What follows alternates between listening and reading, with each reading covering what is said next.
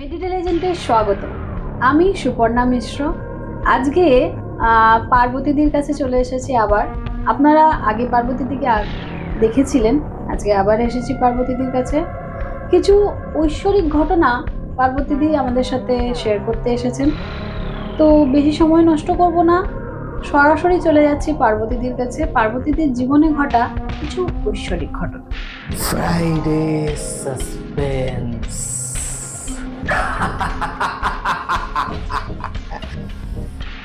শুধুমাত্র মেডিটেলিজেন্ট ওয়াইটি চ্যানেলে।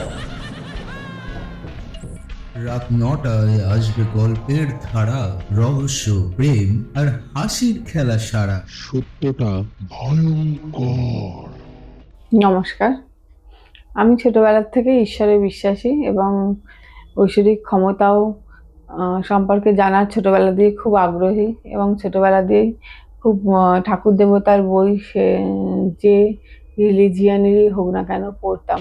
তো আমি আজকে কিছু আমার জীবনের ঐশ্বরিক গল্প বলবো, যেগুলো সত্যি কিন্তু একটু অদ্ভুত ধরনের, হট করে বিশ্বাসযোগ্য না। মানুষ শুনে হয়তো বিশ্বাস নাও করতে পারে, কিন্তু এগুলো সত্যি ঘটনা আমার জীবনের। আমার বিশ্বাস ছিল ঈশ্বরের ওপর, এবং যাদের ঈশ্বরের ওপর বিশ্বাস আছে তারা নিশ্চয়ই বিশ্বাস করবে। তো ছোটবেলায় থেকেই বলি, আমি 5-6 বছর বয়স থেকে শিবের মাথায় জল ঢালি এবং মার সাথে মহাদেব ভক্ত। তো হট করে সেটা মায়ের দিকে ট্রান্সফার হয়ে গেছে অনেক পরে। মা শিব কালী দুজনকেই পুজো করি। কালীমা। তো একবার ছোটবেলায় এরকম, যখন আমি 4-এ পড়ি, 9-10 বছর বয়স, তো এটাও একটা ছোট ঘটনা যে আমি বান্ধবীদের সাথে আমাদের পাড়ার পিছনের এক বড় পুকুরে স্নান করতে যাই। তা পুকুরটা খুবই বড়, দিল্লি রোড বড় পুকুর। তো সবাই মিলে ডিসিশন হলো এই মাথা থেকে ও মাথায় যাবো, পুকুর পার হব। সাঁতরে। আচ্ছা, অনেক বড় পুকুর? অনেক বড়। আচ্ছা। এবারে তো বান্ধবীরা বললো ঠিক আছে, কেউ শোলা নিল, কেউ কলা গাছ নিল। আমি বললাম যে আমার এখন লাগবে না, আমি লাগলে চাইবো। আচ্ছা, আমি নিজেই পার হতে পারবো। মানে তো ছোট বাচ্চাদের ওরা জানতে পুরোটা ভালোভাবেই জানতাম। এবারে যাই হোক, তারপর বান্ধবীরা বললো ঠিক আছে, তুই যখন একা একা পার হবি একা একা পার হ, আর যদি মাঝপথে কলা গাছ লাগে দেবো। তো সাঁতার দিতে দিতে যখন মাঝপথে আসলাম তখন আমার দম আটকে যায়।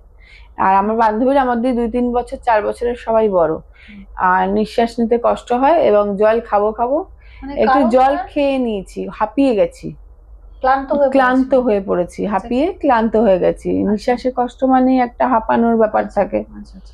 তো মাছ যেহেতু অনেক বড়, আমি ছোট ছিলাম অনেক, আর ওই জন্য হয়তো ক্লান্ত হয়ে গেছি।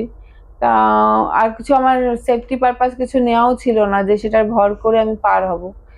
তো এক বান্ধবীকে বললাম, তোর কলা গাছটা আমাকে একটু দে, আমার নিঃশ্বাস নিতে কষ্ট হচ্ছে, আমি জল খেয়ে ফেলেছি। তা বললো তুই এমনিই পারবি পার হতে। আমি যে কথাটা বললাম আমাকেই বলেছিল উল্টে, তো আর দেয়নি। তা তারা পার হয়ে গেছে। এবারে আমি ওরা জেনে শুনে দেয়নি, বলতে পারবো না, ওরাও তো ছোট, আমার নয় হলো ওদের 11-12 বছর বয়স। বাচ্চাদের মন যা হয়, আমি বলেছি দুষ্টুমি করেই হয়তো দেয়নি। এবারে বাচ্চাদের মন, ছেলে মানুষ, ওই যে বলে ফেলেছি একবার যে আমার লাগবে না, আমি একা একাই পার হতে পারবো, ওইটা আর দেবো না। সব ছেলে মানুষই মন যা হয়। তারপর যখন মাঝপথে আসলাম পুকুরের, জল টল খেয়ে অনেকটা ডুবে যাচ্ছি, তা আমি শিব তখন পুজো করতাম, মহাদেবকে ডাকতাম। তখন হট করে ঠাকুর ঠাকুর বলে ডাকতাম শিবকে, ঠাকুর ওয়ার্ডটা নিতাম। তো ঠাকুর বাঁচাও, আমি বাবা মাকে না বলে স্নান করতে এসেছি, আমি আর আমি কি আর বাবা মাকে দেখবো না, তো এই কথাটা মনে এসেছিল। তাহলে হট করে মাথায় আসলো না, উল্টো সাঁতার কাটলে আমি সেফ হয়ে যাব, বেঁচে যাব। উল্টো সাঁতার বলতে উল্টো চিৎ সাঁতার যেটাকে বলে।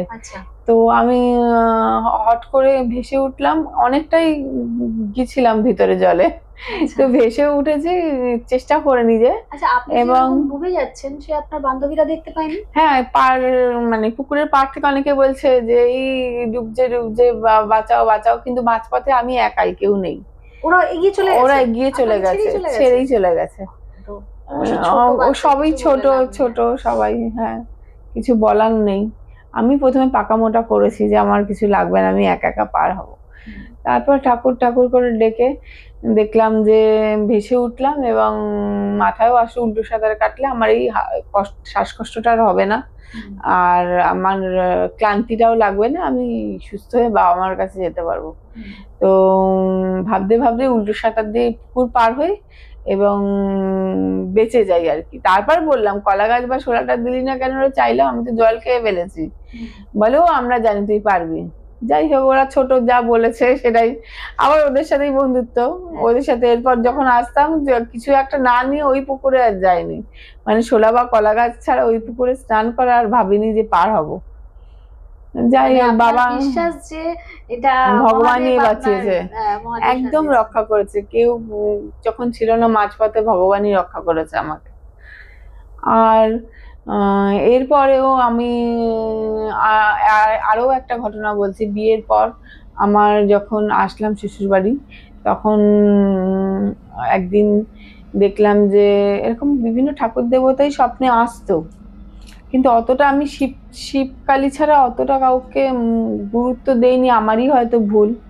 তো দেখলাম মা মনসা দাঁড়িয়ে আছে ঘরের মধ্যে, দুপুরবেলা ঘুমিয়েছি অন্ধকার করে, এবং একটা চোখ নেই, মূর্তি মতো একটা পুরো পুরো ঘরে কেউ পুজো দিচ্ছে না, আমার মনে হচ্ছে আমি গিয়ে একটু পুজো দেই। তারপর স্বপ্নে একদম মানে আধা ঘুমে দেখেছি। এগুলো বেশিরভাগই আমার সাথে আধা ঘুমে হয়, যত ঠাকুর দেবতাই দেখেছি না কেন, আমরা তো বলি যে পুরো ঘুমে না, গভীর গভীর ঘুমে হয়নি। তো গেলাম, এবারে এরকম দেখে ওই নারায়ণ ঘরে আর আমার বাপের বাড়ি মনসা পুজো আছে এক জায়গায়, হয় 200-300 বছরের পুজো, ওখানে পুজো দিয়েছিলাম। তারপর তো আমরা বিয়ের পর যোরহাট ট্রান্সফার হয়ে গেলাম আসামে, আপার আসাম। তখন আমার ছেলে সবে 1.5 মাস নিয়েই ছেলেকে আসামে চলে গেছিলাম।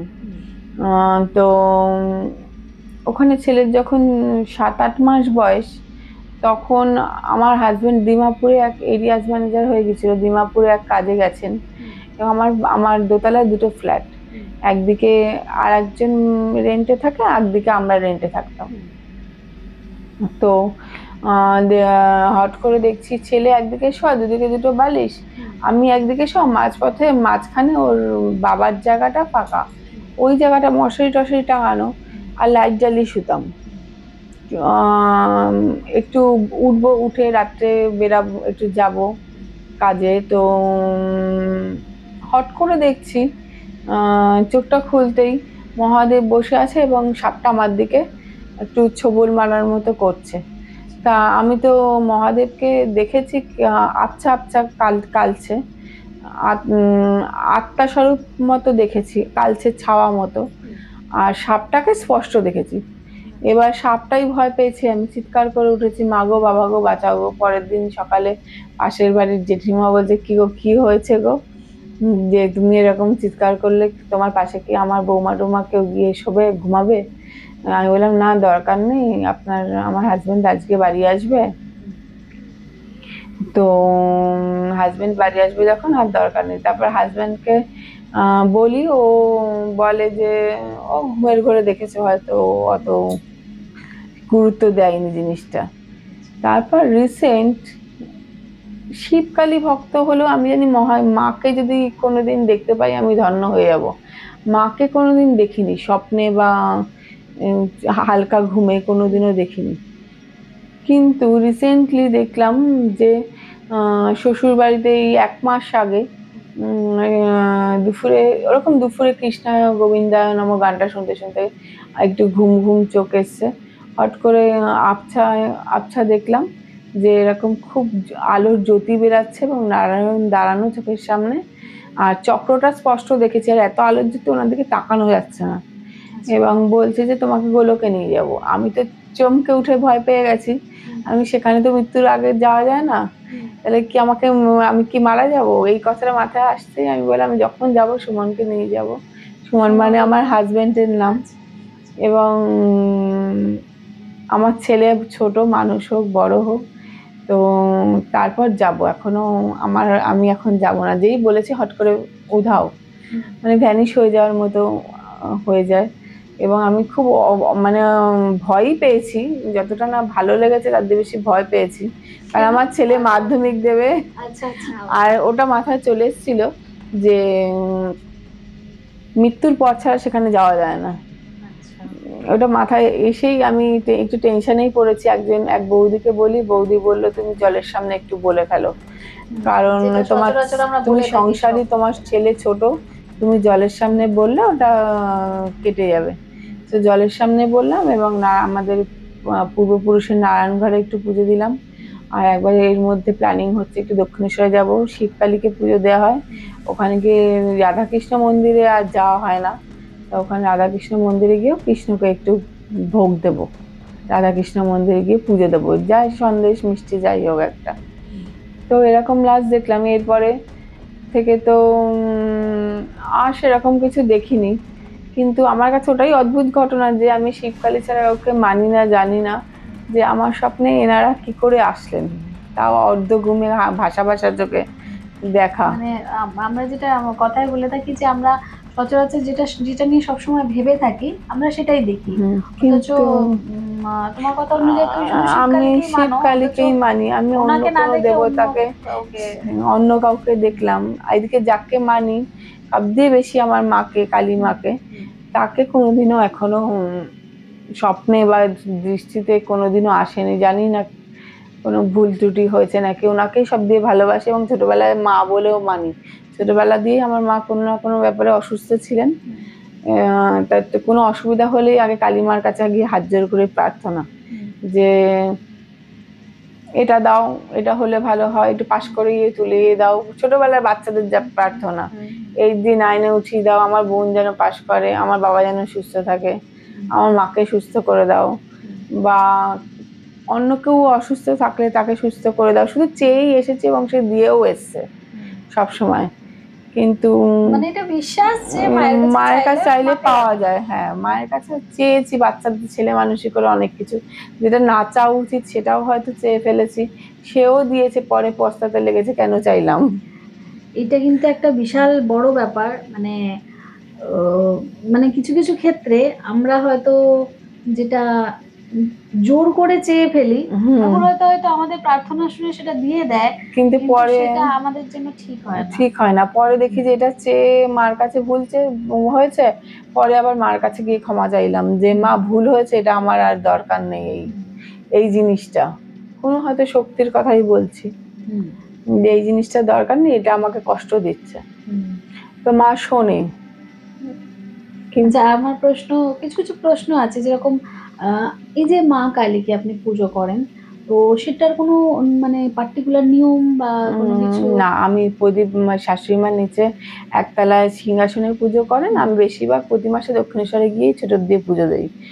আর আমার দোতলায় মায়ের পিকচার আছে, শিবলিঙ্গের পিকচার আছে, আমি ওখানে ধূপ বাতি দেখাই। শিবলিঙ্গ নেই, শিবলিঙ্গের পিকচার আছে, কারণ একতলার সিংহাসনে যেহেতু শিবলিঙ্গ আছে, দুটো শিবলিঙ্গ একই বাড়িতে জয়েন্ট ফ্যামিলিতে রাখতে নেই, যেহেতু শিবলিঙ্গের পিকচার আছে, আমি ধূপ বাতি দেখাই। কোনো পার্টিকুলার মন্ত্র বা কিছু? মন্ত্র নেই, সেটা এই মুহূর্তে আমি বলছি না, পরে এক সময় বলবো। আচ্ছা আচ্ছা, ঠিক আছে ঠিক আছে। আর কোনো কিছু অভিজ্ঞতা আজকে এখানে?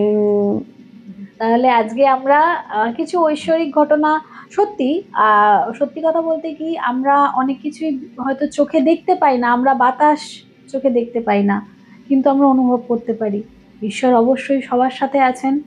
অন্তত এই কথাটা কেউ ফেলতে পারবে না যে ঈশ্বর নেই। ঠিক আছে, তো সেক্ষেত্রে এই ঘটনাগুলোও সত্যি। আপনাদের জীবনেও যদি এরকম কোনো ঘটনা থাকে নিশ্চয়ই আমাদের সাথে শেয়ার করবেন। আরও নানা রকম ঘটনা নিয়ে আপনাদের কাছে খুব তাড়াতাড়ি চলে আসবো। আর আগের যে ঘটনাগুলো পোস্ট করা হয়েছে তাতে অনেক প্রশ্ন করা হয়েছে। আশা করি সেই প্রশ্নের উত্তরগুলো আপনারা দেবেন। আজকের মতো এখানেই। নমস্কার। নমস্কার। Friday suspense.